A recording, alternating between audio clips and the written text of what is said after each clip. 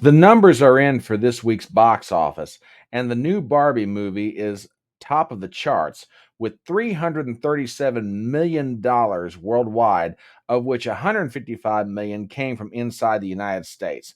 Without question, this film is on its way to being a financial success for Warner Brothers Studios at a time when the WB is in desperate need of a victory.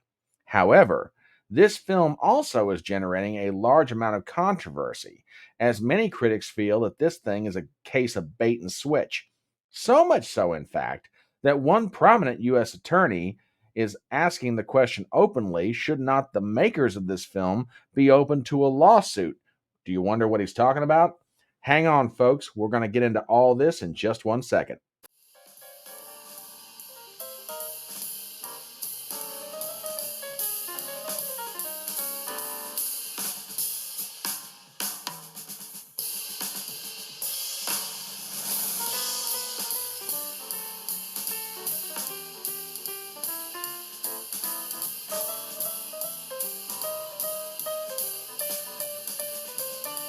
My name is Brian Trippett. I am your front porch conservative. Step on up to my electronic front porch and let's talk.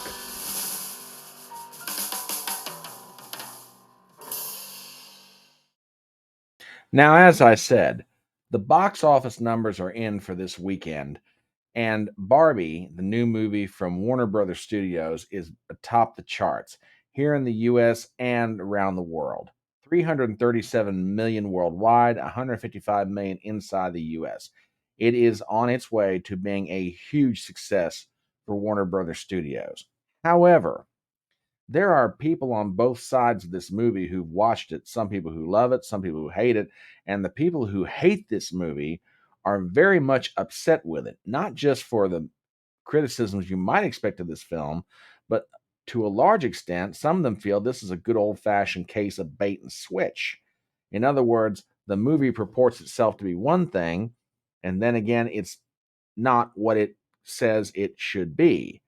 Now, there's one U.S. attorney who expressed an opinion about it this evening, and I want to play you a clip from his show.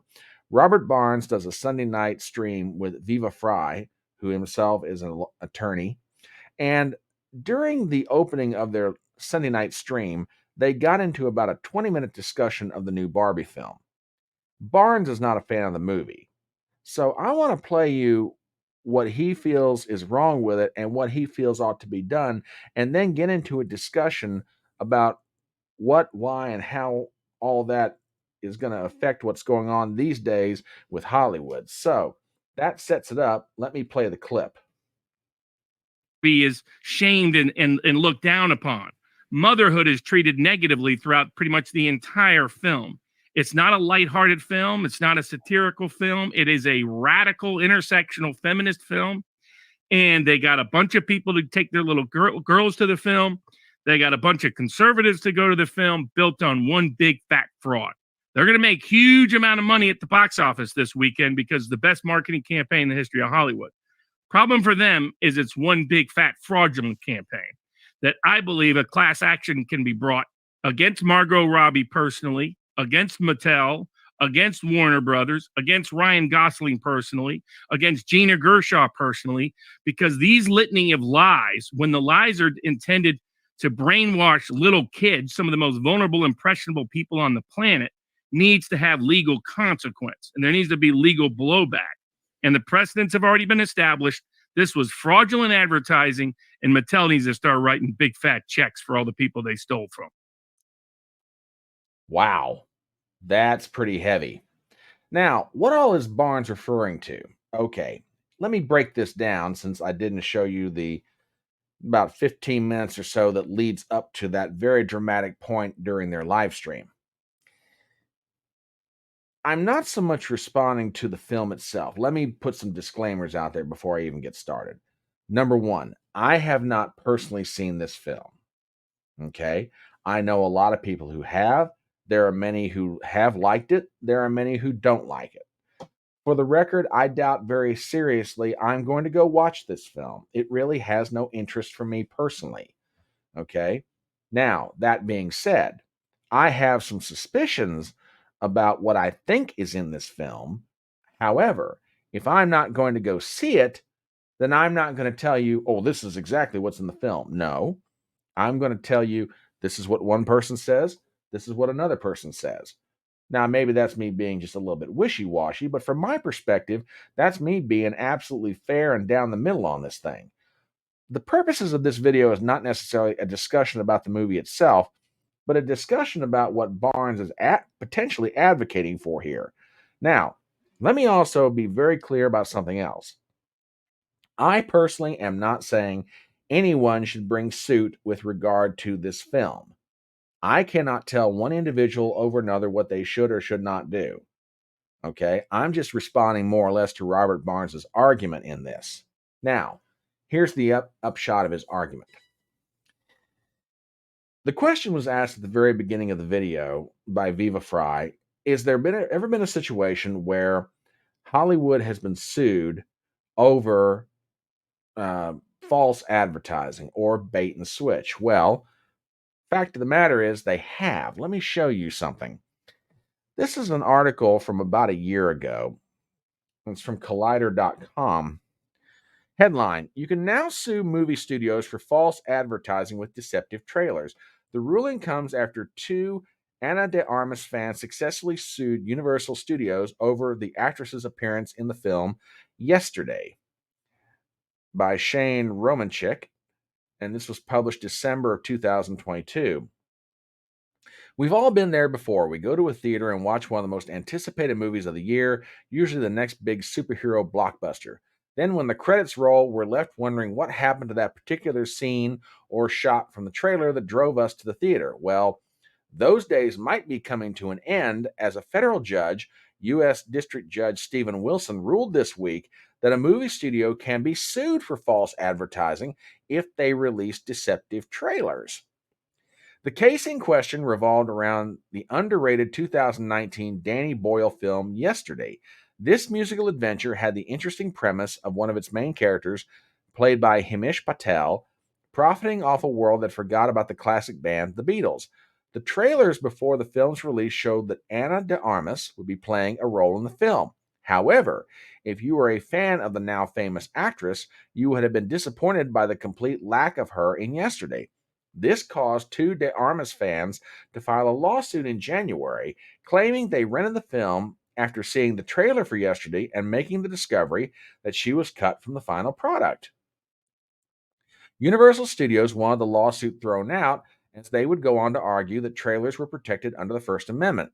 They further claimed that trailers were, quote, artistic expressive work that should be considered a 3-minute story rather than an outright commercial. However, Judge Wilson rejected that and considered movie trailers, quote, commercial speech, subject to California's false advertising and unfair competition laws.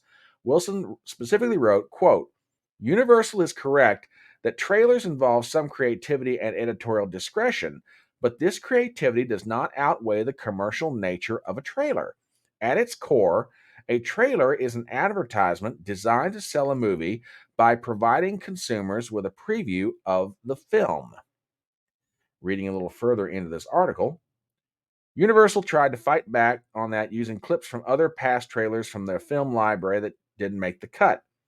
The biggest example was Jurassic Park, but that didn't move the needle in their favor. The studio also know that commercial speech would be a slippery slope for a dissatisfied moviegoer who could sue because they didn't like the film based on their expectation and excitement surrounding the trailer. Wilson tackled that concern, saying false advertising would only apply when, quote, significant portions of a trailer don't make it into a film. So things like the final shot of the Avengers Infinity War being cut from the film wouldn't count.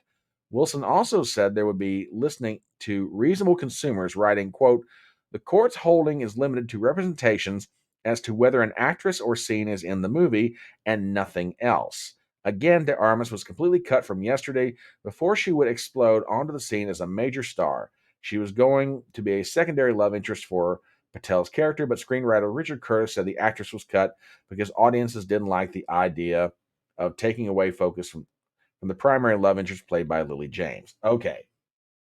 Basically, what this court case does is establish that a movie, or in this case, a movie trailer, is commercial speech.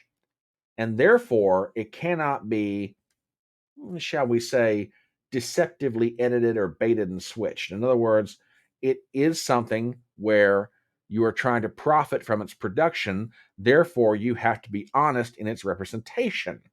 Now, that case applies specifically to a movie trailer. Barnes is making the argument that on the basis of that case, that you can make the argument, look, you cannot advertise a movie to be one thing, use that as the basis of trying to get people to come to the movie, and then show them a product that is not what you advertised. Now, I've got some various thoughts about this, so let's just get into it. Barbies have been around for decades. They're one of the great major toys and toy franchises in the United States. Mattel has been making millions and billions of dollars off of that product for years. It was only stand to reason that sooner or later somebody would be making a live action film. It only stands to reason that Mattel, the manufacturer of Barbie, would partner with a major movie studio. In this case, they did, Warner Brothers. They started working on this film back in, I think, 2017 or 2018. Now, a lot of people will argue, particularly Robert Barnes in this case, that the film was advertised as a light summer fare for kids.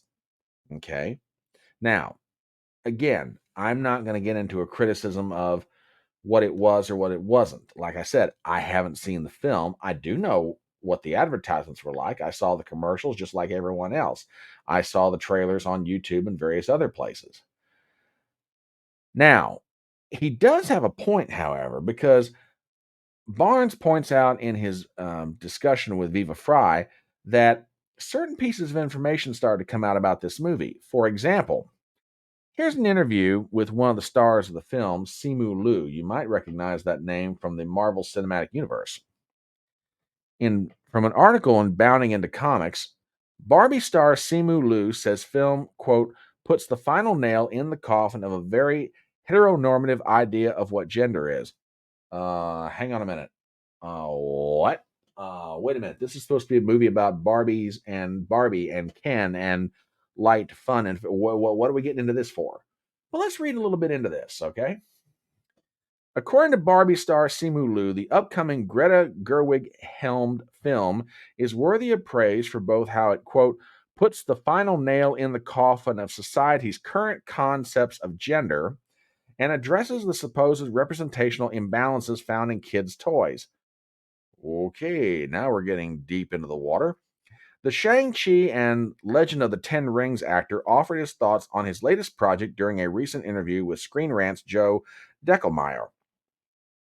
At the start of the interview, Deckelmeyer opened by asking Simu Liu, quote, how was your relationship with Barbie in the past, and did that understanding of Barbie change in the course of making the film? In turn, instead of offering a more human answer, such as, oh, I played with another toy, or just simply and understandably admitting that he didn't want to play with a product explicitly marked toward girls, Liu offered a diatribe of critical theory jargon. Quote, I didn't really have a relationship with Barbie in the past, replied the virtue signaling addicted actor. I don't know about you, but I grew up in a society where traditional gender norms were pretty heavily enforced and pretty prevalent. And so I think we, maybe you, were taught from a very young age that, quote, boys don't play with that, boys don't wear pink. You know, colors became gendered, toys became gendered. These were all the rules that were imposed on us, he continued. So Barbie was always like, oh, that's not my toy. That's on the other toy. And I'm so glad that this movie exists because I think it puts the final nail in the coffin of that very heteronormative idea of what gender is and what it is or what it is not gendered.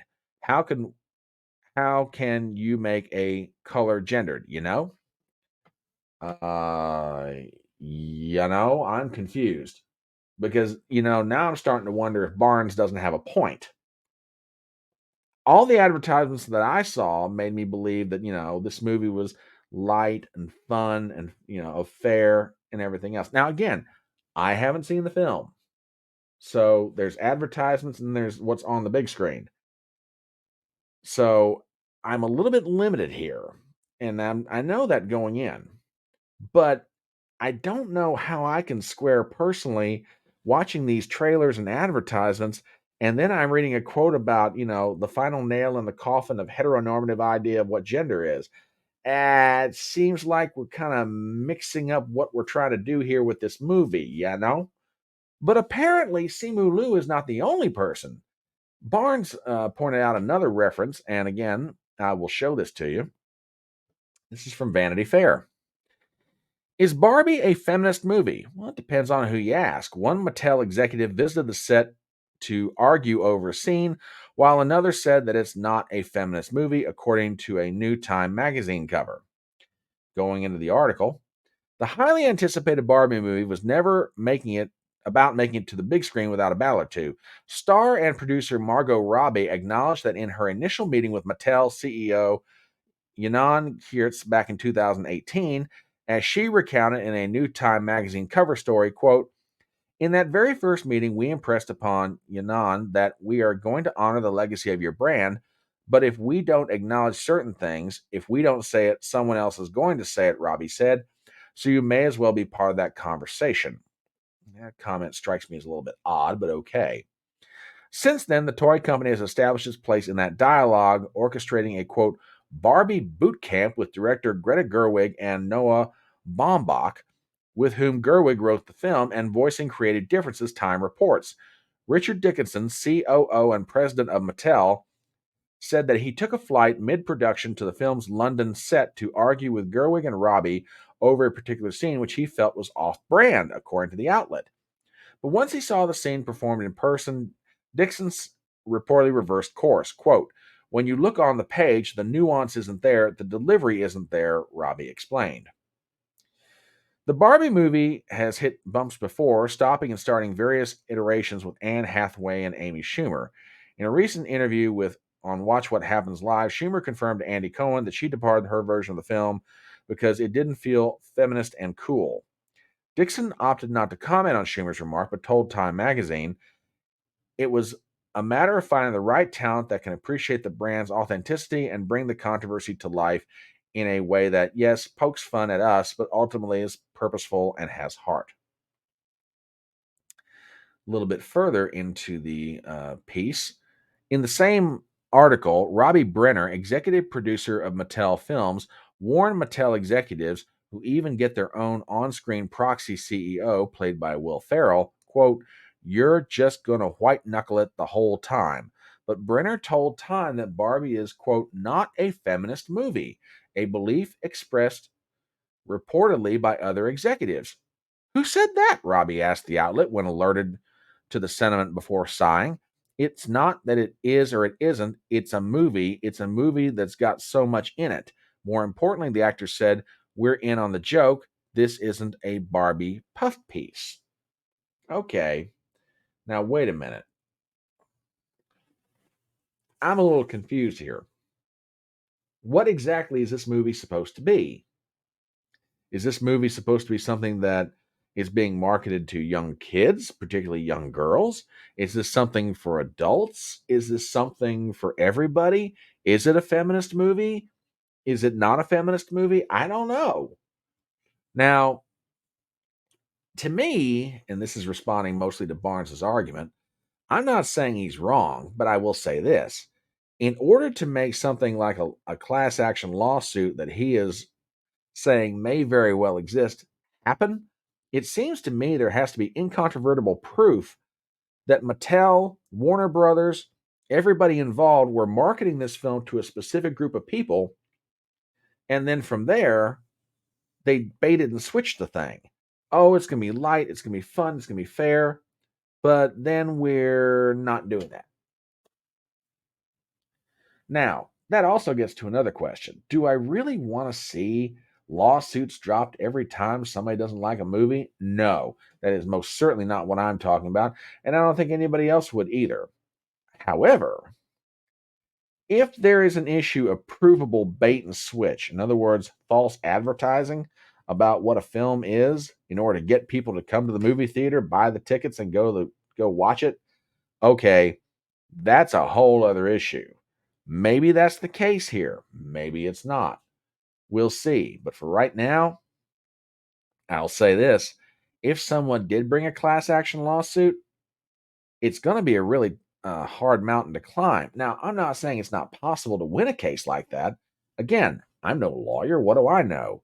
But to me, it's like I said, you would have to prove incontrovertibly that the makers of the film knew very good and well we're advertising one thing and we've made and are putting out another.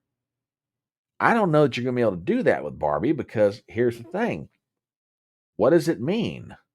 Well, even the makers of the film seem to not really know what it is. They seem to think it's a nice, you know, wink, wink, nudge, nudge sort of moment. Yeah, we're all in on the joke. Who knows how this is going to turn out? We'll see. But anyway, that little controversy's hanging out there. What do you think about it? Do me a favor as we start to wrap up this video. Number one, please leave a comment below. Number two, give me a thumbs up on the video. Number three, please share it around. Number four, please subscribe to the channel. I'll take all the help I can get. My name is Brian Trippett. I am your front porch conservative, and I'll see you next time.